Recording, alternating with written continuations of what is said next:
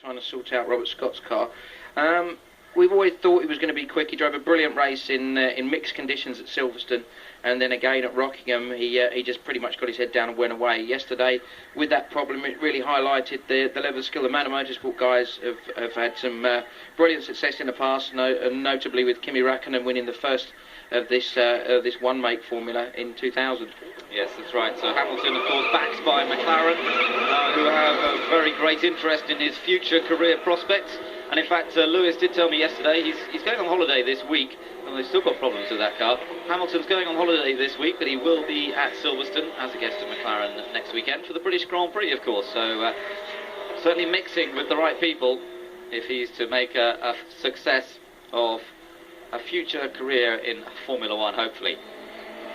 Now, let's see who's up against him in this race and how they line up on the grid. Hamilton on pole then, with James Rossiter alongside on the front row. Then it's the two teammates, Mike Spencer and Alex Lloyd for Motor World Racing on the second row. Sergio Jimenez for Moto Motorsport next up, with Tom Sisley, the man we spoke to just a second ago. Alex Dorkenfeldt on row 4 with former championship leader Mike Conway. James Murphy is next up on row number 5 with Paul Diresta for Eurotech, Tom Sisley's teammate. Stefan Soderberg on row number 6 with Robert Scott. Well, we hope, but I don't think he's going to make it, unfortunately. Row number 7, Mathieu Mengello. Suzi Stoddart, she starts 14th for this race, ahead of Charles Hollings and Fabian Coulthard. Behind Coulthard is Matthew Wilson, and Wilson has Adam Stroud alongside. Then it's Brandon Thomas and David Epton on row number 10. On row 11, it's O'Mahony and Tahichi with Kershaw and Byrne behind. And then it's Musi, Reeves, Kanasan and Lunn at the back. Jensen DeLung actually taking over the drive this weekend. Talking of famous winners of the Formula Renault Championship, of course, man who won at Le Mans for Bentley, Guy Smith, the former Formula Renault champion. That was back in 1995, and that was also with the Moto Motorsport team. So some good names have come throughout Formula Renault over the history of the championship, and Lewis Hamilton may well be the next.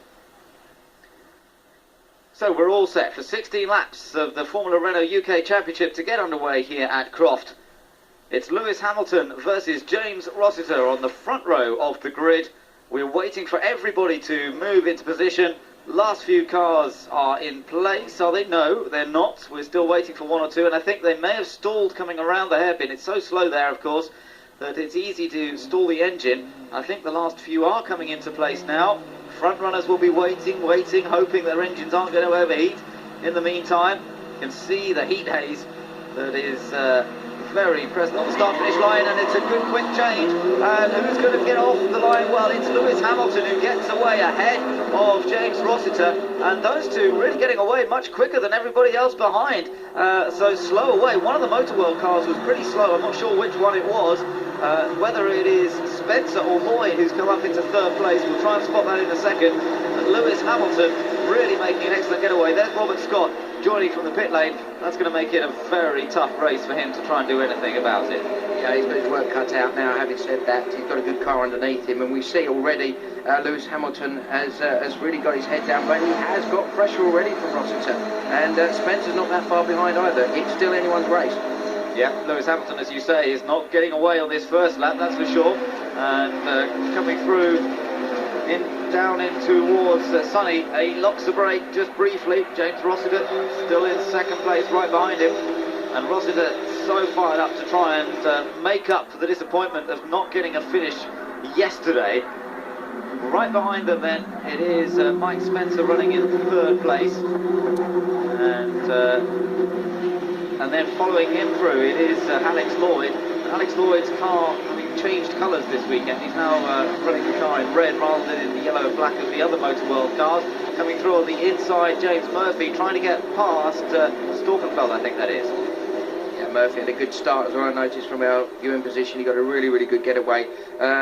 What's interesting there with Lloyd is that he has been a victim of a little bit of an up and down form lately, but Sisley there is back on top of him now. He struggled yesterday. He said that the car wasn't working the way he wanted it to. They've changed the car massively for today.